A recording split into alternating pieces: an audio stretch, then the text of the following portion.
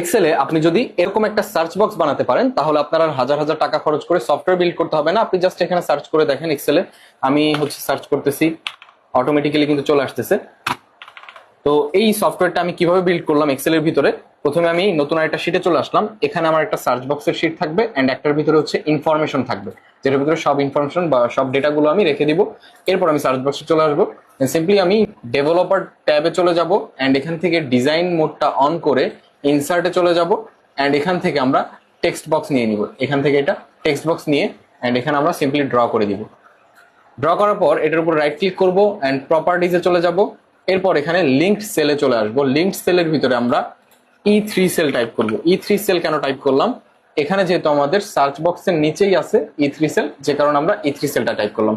দেন আমরা এটাকে ক্লোজ করে ডিজাইন মোডটা অফ করে দেবো। দেন আমি দেখবো এখানে কিন্তু আমি নর্মালি সার্চ করতে পারবো। এখন আমরা এখানে একটা ফর্মুলা টাইপ করব। ফুল নেমের নিচে আমরা ইকুয়াল ফিল্টার ফাংশনটা কল করব।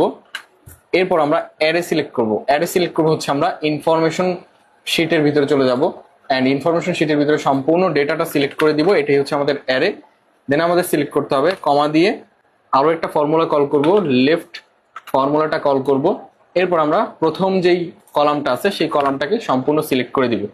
এরপরে কমা, এরপর আবারও লেন ফর্মুলাটা আমরা এখান থেকে সিলেক্ট করব। এরপর এখানে E3 সেল সিলেক্ট করে দিব। এরপর ব্র্যাকেট ক্লোজ করব, আবারও ব্র্যাকেট ক্লোজ করে ইকুয়াল টু E3 সেল দিয়ে দিব এন্ড এন্টার বাটন প্রেস করলে দেখতে পাবেন এখানে এরকম একটা পপ আপ চলে আসবে। দেন এখান থেকে ইয়েস বাটনে ক্লিক করলেই এখানে কিন্তু সার্চ বক্সটা কাজ করা শুরু করবে এন্ড আপনি যদি এখন সার্চ করে দেখেন খুব সুন্দর কিন্তু কাজ করতেছে।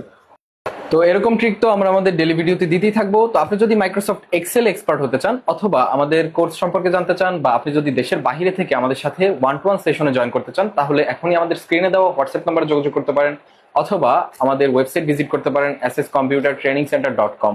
ভালো থাকবেন, আসসালামু আলাইকুম।